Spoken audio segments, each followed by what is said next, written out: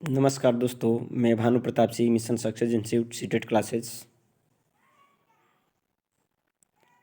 मेरे 4 ब्रांचेज हैं अभी। Main branch Sasaram, second Bhabua, third Dehri और चौथा अभी न्यू ब्रांच ओपन हुआ है कुदरा में, सकरी कुदरा। और चारों जगह 2023 में जो सीटेट होने वाला है उसके लिए न्यू फाउंडेशन बैच स्टार्ट कर दिया गया, डेट दे दिया गया है कब से स्टार्ट होगा, आपको ग्रुप के माध्यम से बता दिया गया है। चलिए, कल जो हिंदी का क्वेश्चंस गया था उसको हम कर लेते हैं, उसके सॉल्यूशन कर लेते हैं। यदि आप हमारे चैनल पे पहली बार आए हैं तो हमारे चैनल को सब्सक्राइब करिए, लाइक करिए और मित्रों में शेयर करना ना भूलें। चलिए, तो क्वेश्चन नंबर देखते हैं। 136 नंबर क्वेश्चन है कि निम्नलिखित में से कौन सा किसी उत्तम पाठ्य पुस्तक का मूलभूत मानदंड नहीं है। ध्यान रखिएगा, बोला कि निम्नलिखित में से, ये जो निम्नलिखित ऑप्शन 4 हैं में से कौन सी उत्तम पाठ्य पुस्तक, उत्तम मतलब अच्छा पाठ्य, सबसे अच्छा पाठ्य पुस्तक का मूलभूत मानदंड नहीं है। तो ऑप्शन फर्स्ट, भाषा एवं शब्द भंडार। ये तो मानदंड होना चाहिए भाई कि एक अच्छी पुस्तक है, उसमें शब्द, भाषा अच्छी होनी चाहिए, उसमें शब्दों का ज़्यादा प्रयोग होना चाहिए, अच्छे अच्छे शब्दों का प्रयोग होना चाहिए, शब्द भंडार होना चाहिए, बिल्कुल सही है। विषय वस्तु होनी चाहिए, अच्छी पुस्तक के गुण हैं कि उनमें अच्छे विषय वस्तु होने चाहिए, शैली, अच्छी शैलियाँ होनी चाहिए, योजनाएं होनी चाहिए, ये भी सही है। लेकिन मुद्रण एवं जिल्द चढ़ाना ये अच्छे उत्तम पाठ्य पुस्तक के मूलभूत मानदंड नहीं है। मूलभूत मतलब बेसिक चीज़ नहीं है। एक पुस्तक में क्या होना चाहिए, मूलभूत होता है मतलब बेसिक, बेसिक स्ट्रक्चर, आधारभूत, मूलभूत क्या होना चाहिए भाई, किन किन चीज़ों की आवश्यकता पड़ती है। तो आपका शब्द भंडार होना चाहिए, भाषा अच्छी होनी चाहिए, विषय वस्तु होनी चाहिए, शैली योजना होना चाहिए, सही है। चौथा, मुद्रण एवं जिल्द चढ़ाना, ये नहीं होना चाहिए। मुद्रण मतलब छापना होता है, अच्छा छापा हुआ होना चाहिए। और जिल्द चढ़ाने का मतलब उसके ऊपर ऊपर से जो परत चढ़ाया जाता है, जिसको हम लोग बोलते हैं किसी किताब को मढ़ देना। जिल्द चढ़ाना मतलब किसी किताब को ऊपर से पैक करना, मढ़ना। ये बताइए मूलभूत मानदंड है क्या? एक पुस्तक जिल्द चढ़ाना का मतलब किताब को मढ़ना। क्या एक पुस्तक, अच्छे पुस्तक की ये मूलभूत मानदंड है क्या? प्रत्येक पुस्तक के ऊपर पैक किया जाता है क्या, चढ़ाया जाता है उसको, क्या बोलते हैं, उसको हम लोग क्या बोलते हैं, मढ़ा जाना।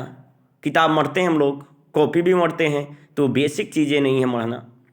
मुद्रण एवं जिल्द चढ़ाना ये मूलभूत मानदंड नहीं है। तो ध्यान रखिएगा, जिल्द चढ़ाना का मतलब पुस्तक को मढ़ना, ऊपर से जो अच्छा मढ़ते हैं हम ताकि ज़्यादा दिन तक चले, फटे ना। तो ये चीज़ें ध्यान रखेंगे, ये मूलभूत मानदंड नहीं है।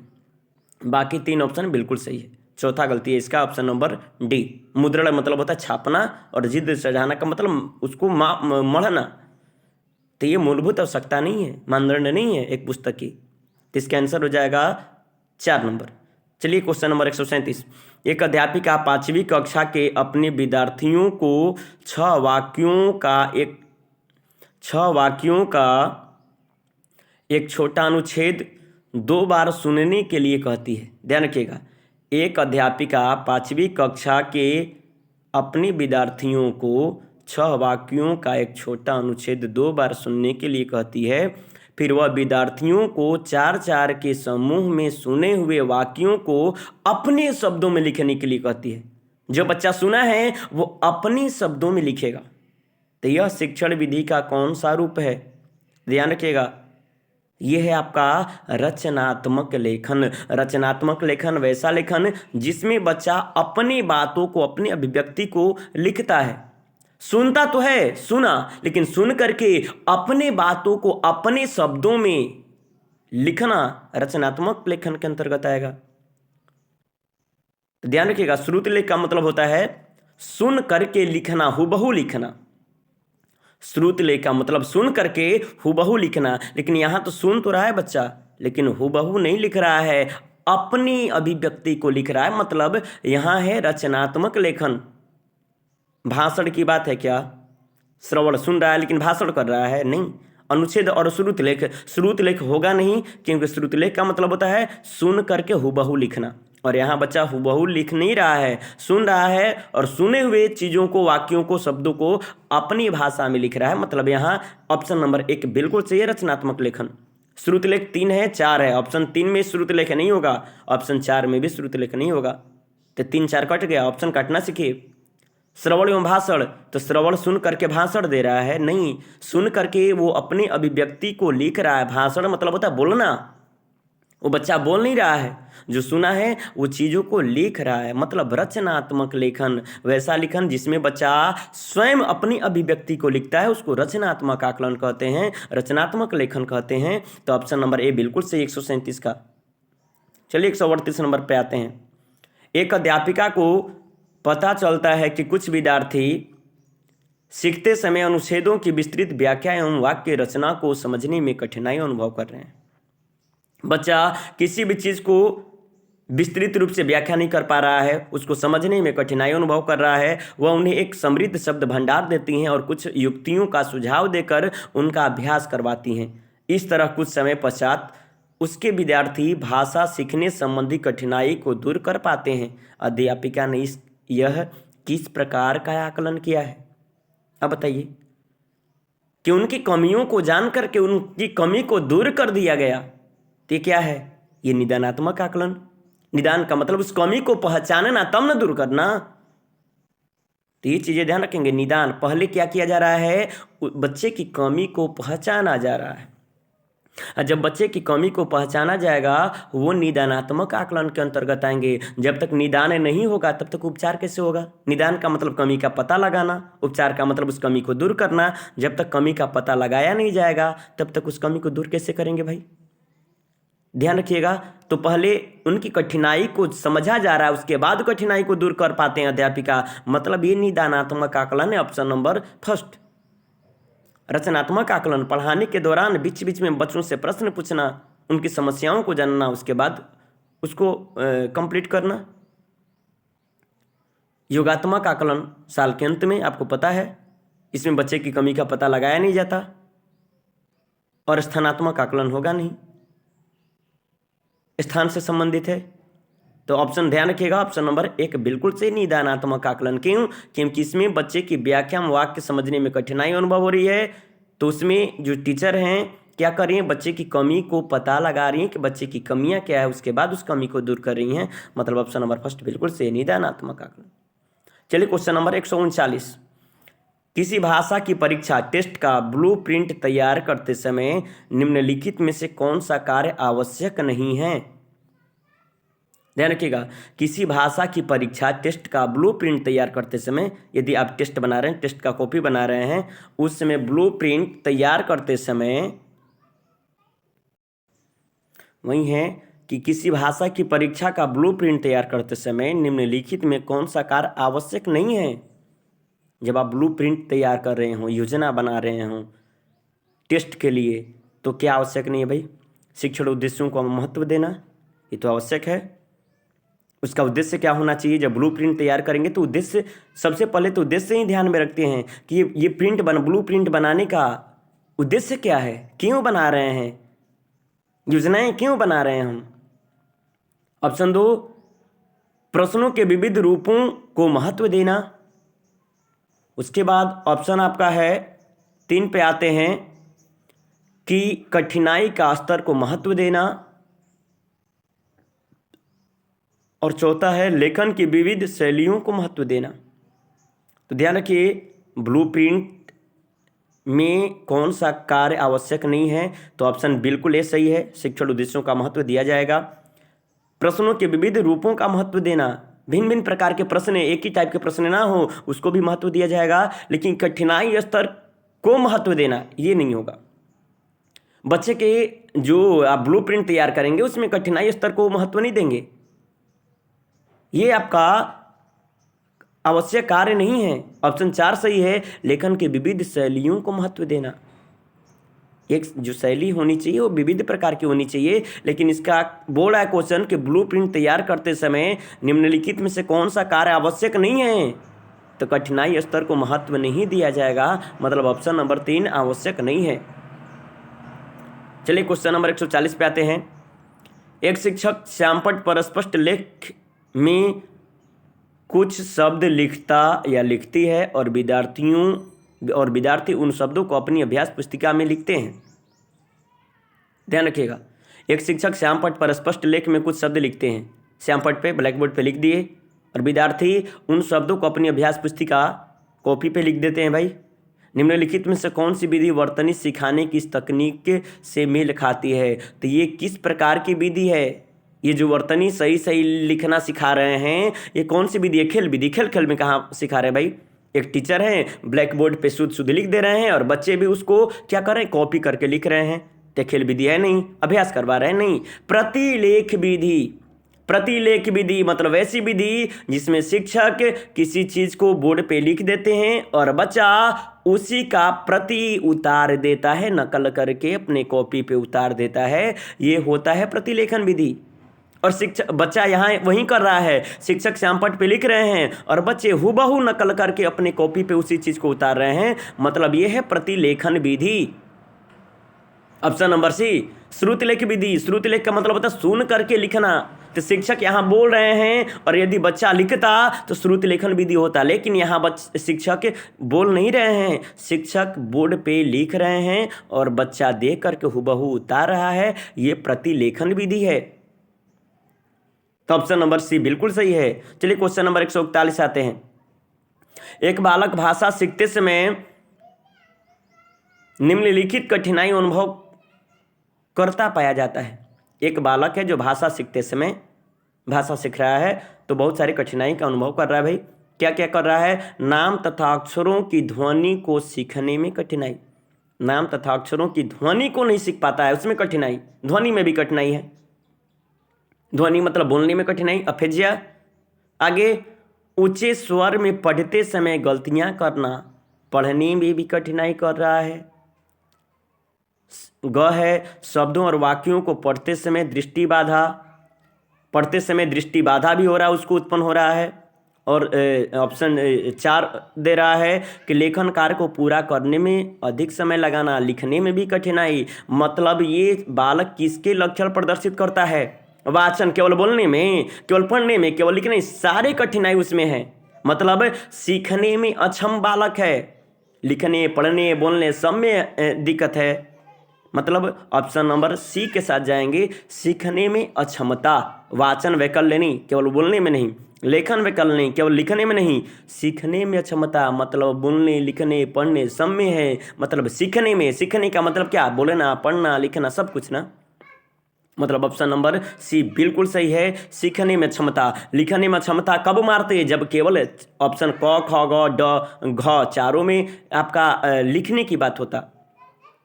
बोलने में कब करते हैं? जब चारों में बोलने की बात होता है, लेकिन इसमें बोलने लिखने पढ़ने सब बोला है, मतलब सीखने में अक्षमता है। मतलब ऑप्शन नंबर सी बिल्कुल सही, 141 का सी। चलिए क्वेश्चन नंबर आते हैं 142। एक अध्यापिका लखनऊ पर पाठ पढ़ाती है, लखनऊ पर पाठ पढ़ाती है। विद्यार्थी द्वारा मौन पठन के पश्चात, मौन पठन मन ही मन पढ़ना, बिना आवाज के पढ़ना, पठन के मौन पठन के पश्चात वह उनसे निम्नलिखित प्रश्न करती है। क्या करती है भाई? लखनऊ पे पाठ पढ़ी, मौन पठन की, उसके बाद प्रश्न पूछने लगी, हजरतगंज में शोर क्यों नहीं था?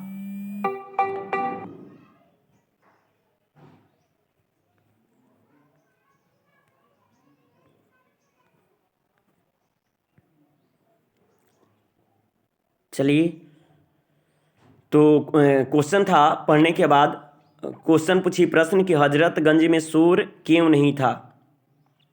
उसके बाद वह ऑप्शन है कि लखनऊ को नवाबों का शहर क्यों कहा जाता है। लखनऊ को नवाबों का शहर क्यों कहा जाता है? निम्नलिखित में से कौन सा अ व ब प्रश्नों की प्रकृति को परिभाषित करता है?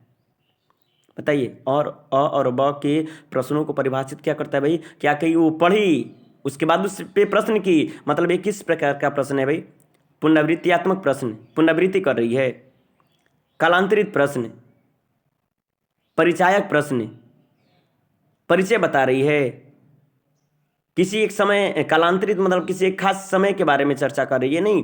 बोधात्मक प्रश्न, बोध का मतलब होता है समझने वाला प्रश्न। किसी भी कहानी को आप पढ़ेंगे समझेंगे तभी तो उस पर प्रश्न पूछ पाएंगे। यदि वो किसी कहानी को वो पढ़ पाई है और पढ़ने के बाद प्रश्न पूछ रही है, इसका मतलब वो उस कहानी को समझ करके पढ़ी हुई है। मतलब वो प्रश्न जो है बोधात्मक, बोध मतलब समझने वाला प्रश्न है, समझी है तब वो प्रश्न की है। मतलब इसका आंसर डी नंबर बिल्कुल सही होगा। चलिए क्वेश्चन नंबर 143 है, निम्नलिखित में से कौन सा मौन पठन का लाभ नहीं है? मौन पठन का लाभ नहीं है। मौन पठन वैसा पठन जिसमें मन ही मन पढ़ा जाता है बिना आवाज के, तालाब नहीं है। यह विद्यार्थियों को झिझक और संकोच दूर करता है। नहीं, ये तो गलत है। यह विद्यार्थियों को मौन पठन झिझक और संकोच को दूर करता है, नहीं। ऑप्शन बी है आपका, नहीं है बोल रहा है। कौन सा नहीं है, ध्यान रखिएगा, कौन सा नहीं है? तो यह विद्यार्थियों की झिझक और संकोच को दूर नहीं करता है, यही नहीं है।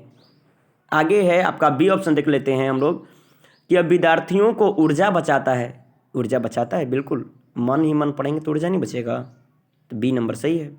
विद्यार्थी मौन पढ़ेंगे तो अर्थ गहन अध्ययन के लिए पढ़ा जाता है मौन पठन।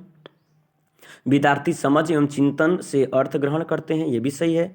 यह विद्यार्थियों में स्वतः अध्ययन की प्रवृत्ति विकसित करता है, यह भी सही है। लेकिन क्वेश्चन है कि निम्नलिखित कौन सा मौन पठन का लाभ नहीं है? तो ऑप्शन नंबर ए, झिझक दूर कब होगा? जब बोल बोल करके पढ़ेगा बच्चा, मन मन पढ़ेगा। मौन पठन में झिझक दूर नहीं होता, ये नहीं है। ऑप्शन नंबर 143 का ये नंबर बिल्कुल सही है।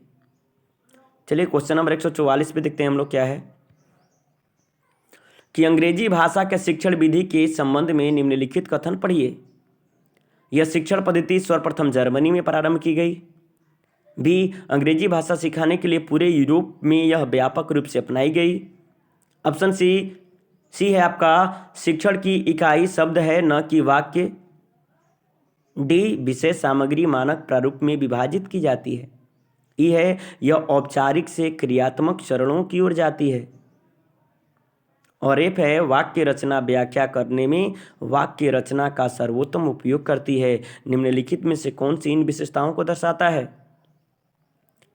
तो ये आपका ऑप्शन होगा दृश्य श्रव्य विधि, ऑप्शन नंबर फर्स्ट, दृश्य श्रव्य विधि, जिसमें बच्चा वास्तविक अनुभव प्रदान करता है, देखता है, सुनता है और चीज़ों को अपनाता है।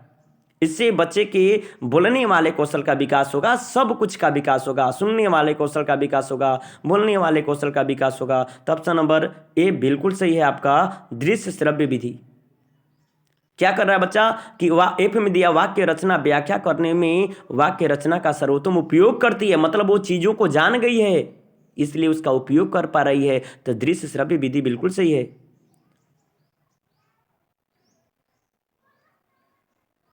कई चरणों से गुजरता है। द्विभाषी पद्धति मतलब दो भाषाओं की बात करेगा, तो यहां दो भाषाओं की बात नहीं है। स्थानापन्न विधि वैसी विधि जिसमें किसी भी आपकी जो भाषा होंगे उसको परिवर्तन किया जाता है। और डी है व्याकरण सम्मत अनुवाद विधि, जिसमें व्याकरण और अनुवाद दोनों की भूमिकाएं होती हैं। तो इसका आंसर होगा दृश्य श्रव्य विधि, ऑप्शन नंबर फर्स्ट। ये जो अंग्रेजी भाषा शिक्षण है ये सर्वप्रथम जर्मनी में प्रारंभ की गई थी और यूरोप में व्यापक रूप से अपनाया गया था। शिक्षण की जो इकाई शब्द है न कि वाक्य है, शब्द से बच्चा सीखता है। तो वहीं आपका दृश्य श्रव्य विधि, बच्चा जब भी शुरू में देखता है सुनता है चीज़ों को, तो छोटे छोटे चीज़ों को देखता है सुनता है, शब्द सीखता है, उसके बाद वाक्य सीखता है। तो ये सारे के सारे श्रव्य दृश्य विधि के अंतर्गत आएंगे।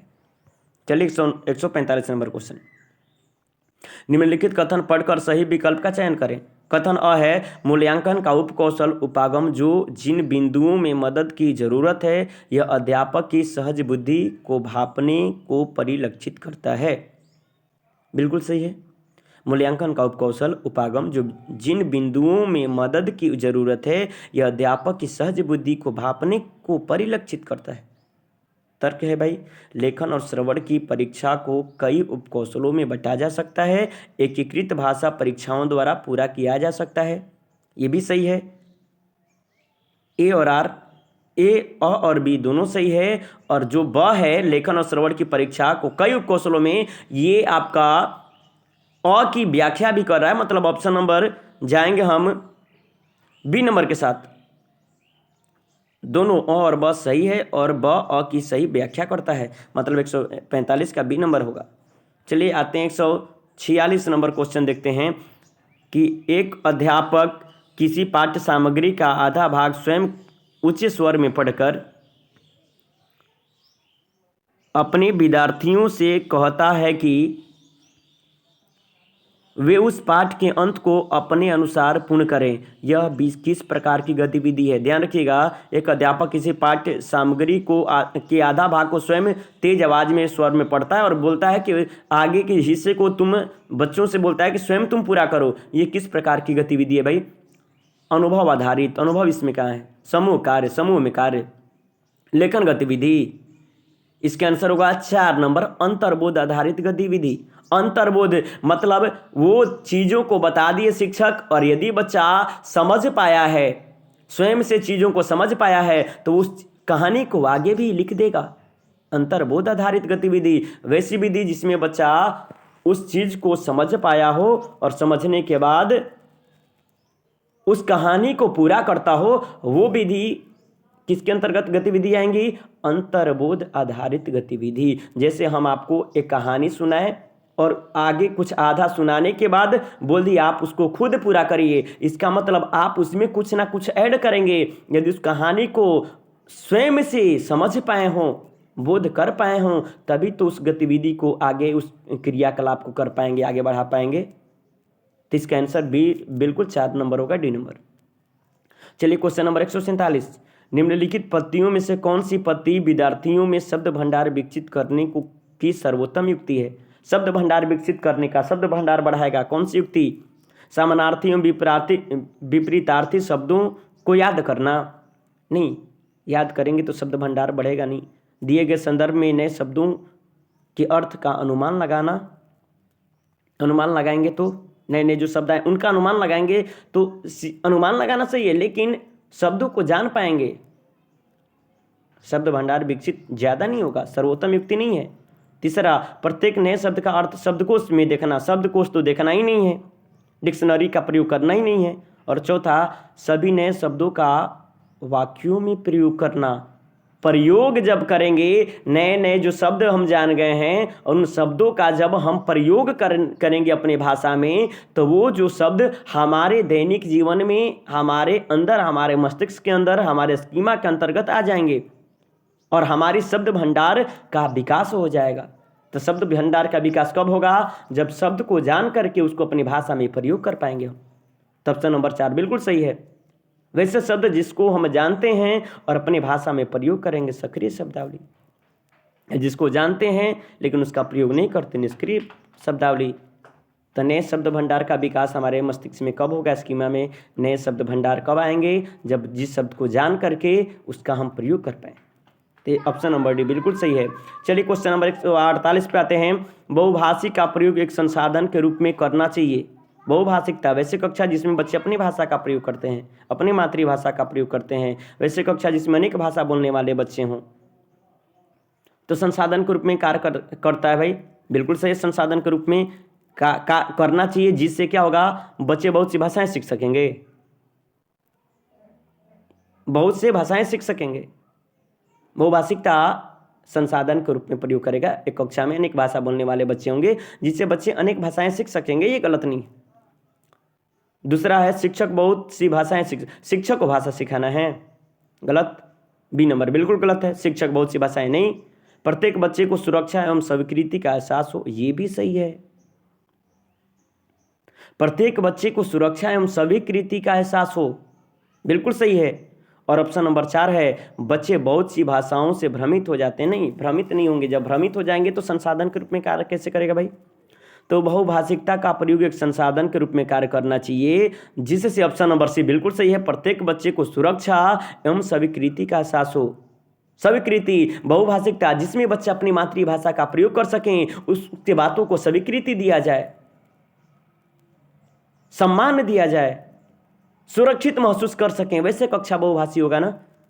बहुभाषी का मतलब ये नहीं होगा कि बच्चे को अनेक भाषाएं सिखाना। बच्चे बहुत सी भाषाएं सीख सकते हैं, लेकिन बहुभाषिकता का मतलब ये नहीं, कदापि नहीं होता है कि बच्चे को बहुत सारे भाषा सिखाना है। बहुभाषी का प्रयोग संसाधन के रूप में प्रयोग होता है भाई। क्यों? क्योंकि प्रत्येक बच्चे को सुरक्षा मिलता है और उनके बातों को स्वीकृति मिलता है। बच्चे प्रत्येक भाषा में अपने भाषा में बोलते हैं, उनके बातों को सम्मान दिया जाता है, स्वीकृति दिया जाता है। तो वैसी कक्षा बहुभाषी, मतलब सी नंबर बिल्कुल सही है। ए सही था, लेकिन सी नंबर बेटर है ए से।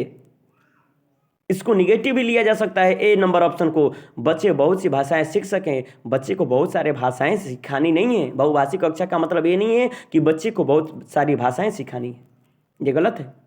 तो सी नंबर बिल्कुल सही है, प्रत्येक बच्चे को सुरक्षा एवं स्वीकृति का एहसास हो। चलिए 149 नंबर आते हैं क्वेश्चन। कक्षा में विद्यार्थियों को प्रायः कहानी सुनाई जानी चाहिए, क्योंकि इससे, क्यों सुनाई जानी चाहिए भाई? तो कहानी से पता है कल्पना शक्ति की विकास होता है, सृजनात्मक शक्ति का विकास होता है, कल्पना शक्ति का विकास होता है, शब्द भंडार का विकास होता है। बच्चे संस्कृतियों से जुड़ते हैं, अपनी संस्कृति से, समाज से जुड़ते हैं।